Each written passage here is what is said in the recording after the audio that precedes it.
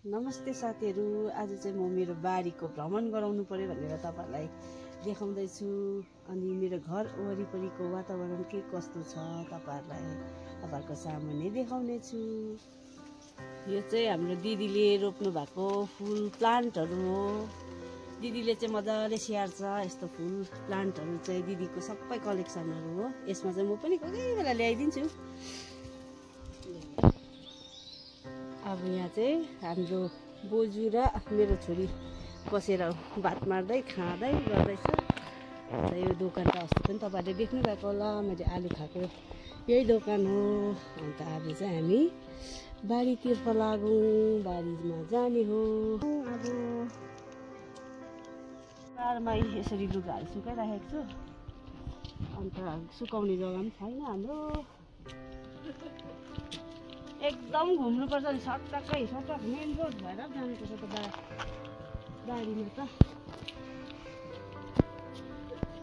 Main रोडमा main रोडकै मुनिपट्टि चाहिँ बारी छ कि।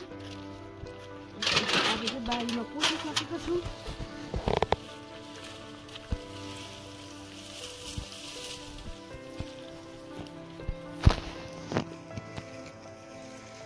रोप्नु चाहिँ रोपेको सागहरू डुकु भर्खर हुँदैछ। अब यो डुकुहरू साग उखालेर, डुकु भएपछि चाहिँ साग उखालेर चाहिँ त्यहाँदेखि यसमा चाहिँ केहरू लगाउँ भनेको सिमीहरू।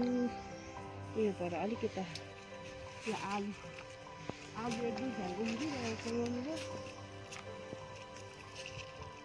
आलु रोप्नु त मैले थुप्रै रोपेको, राम्रोसँगले उम्रेन, र पनि यतिको त भयो। मकै चाहिँ उम्रेको छ, मसिनो मकै उम्रेको छ। अन्त धनियाँ छ त्यहाँनिर, यो चाहिँ धनियाँ हो। धनियाँ यतिको भएको छ।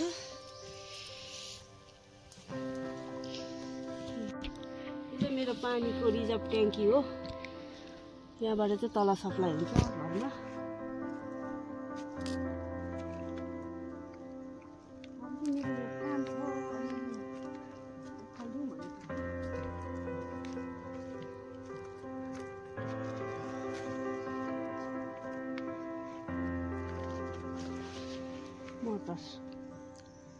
मटर यो सकिसकेको मटर लास्ट हो। अब यसलाई उखाल्ने बेला भएको हो। तर अहिले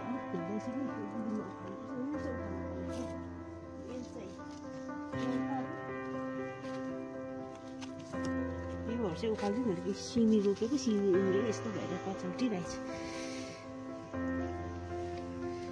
अब चाहिँ म यसलाई उखाल्छु।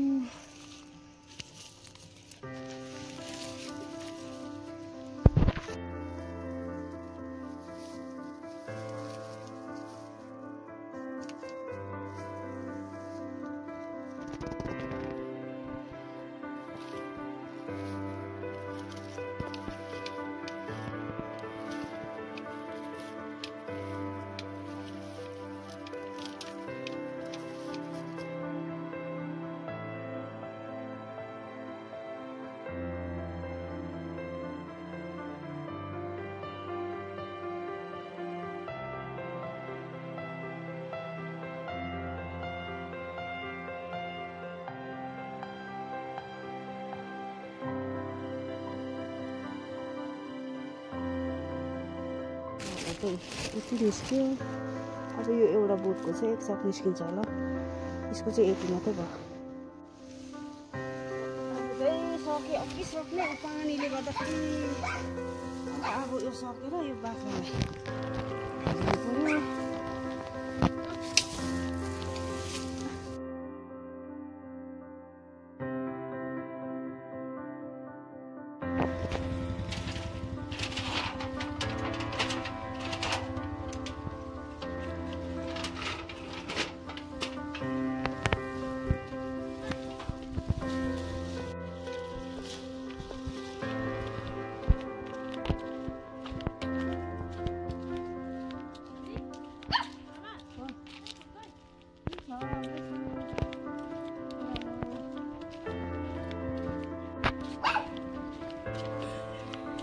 Yang mana?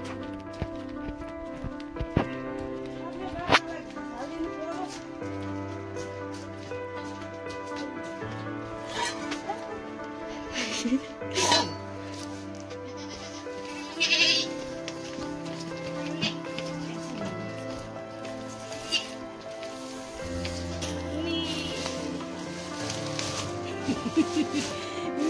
कतै खाले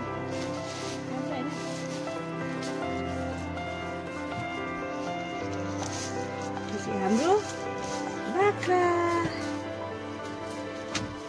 एउटा खसी एउटा माउ दुईटा बच्चा छ 4टा छ जम्मा